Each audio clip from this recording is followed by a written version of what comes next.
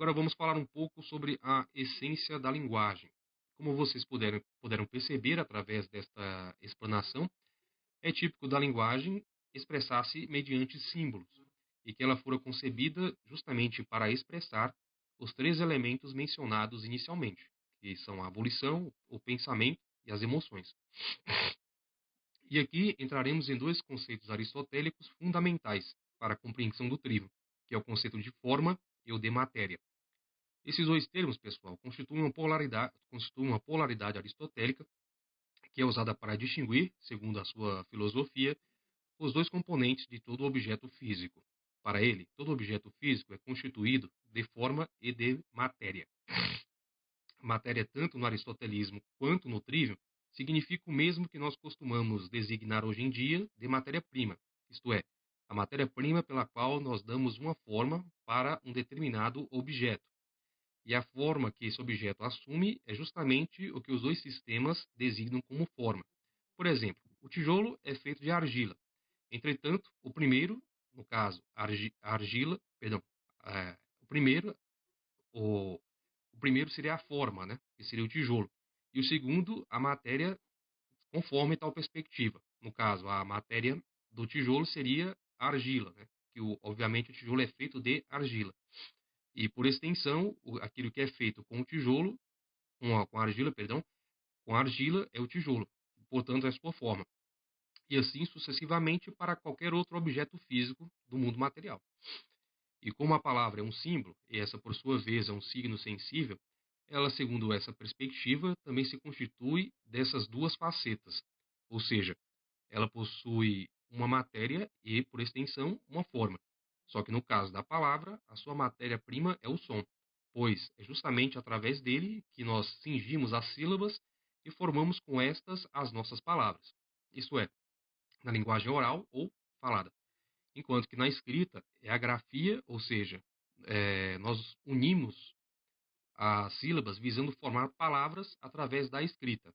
Enquanto que em ambos os casos o significado é o fator que atualiza e que ao mesmo tempo expressa a forma desta palavra, já que a forma, segundo tal perspectiva neste contexto, equivale ao significado destas, tanto na palavra oral quanto na escrita. E agora, pessoal, eu irei explicar-lhes uma série de conceitos cuja compreensão é indispensável para o entendimento do trivium. Irei principiar pelo conceito de essência. Essência, meus caros, é aquilo que a coisa é, ou seja, é a resposta para a pergunta latina, quid est, que significa o que é. Por exemplo, se eu perguntar o que é isso que eu estou fazendo agora, a resposta mais óbvia é, eu estou dando uma aula. Portanto, a essência do que estou a fazer neste momento é dar uma aula. Isso para cada objeto em particular. Outro conceito fundamental é o conceito de indivíduo. Para o trivium, indivíduo é tudo aquilo que seja único em sua individualidade, ou seja, que é ele mesmo e não, obviamente, outra coisa. É tudo aquilo com o qual estamos lidando na nossa experiência, e não através da abstração. Por exemplo, o seu cachorro, o que você tem na sua casa, é um exemplo de indivíduo, que, ao contrário do conceito genérico ou específico de cachorro, existente em sua mente, porque ele é um cachorro individual, e não uma espécie de cachorro inteira, e muito menos a totalidade do gênero animal. Ficou claro? Pois bem, e qual seria a relação entre esses dois conceitos e a linguagem humana? Primeiramente, nos dois tipos de coisas que as palavras podem ser usadas para representar, que são os indivíduos e, por extensão, as essências. Ou seja, são usadas para designar indivíduos únicos em sua individualidade, como também o que as coisas necessariamente são.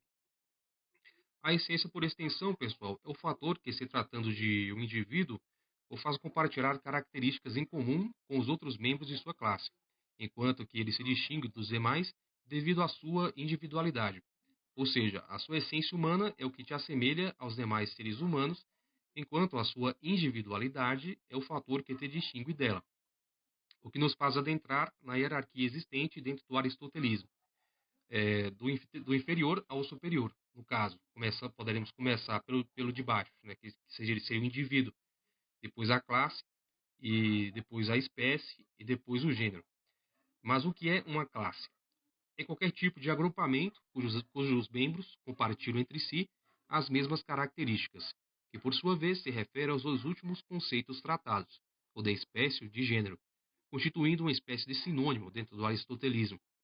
A espécie, por sua vez, é uma classe, mas que tem como característica o fato de ser composta de indivíduos que também compartilham entre si a mesma essência específica. O gênero, por conseguinte, também é uma classe, todavia, uma mais ampla e constituída de duas ou mais espécies distintas, mas que, por sua vez, compartilham entre si a mesma natureza ou essência genérica.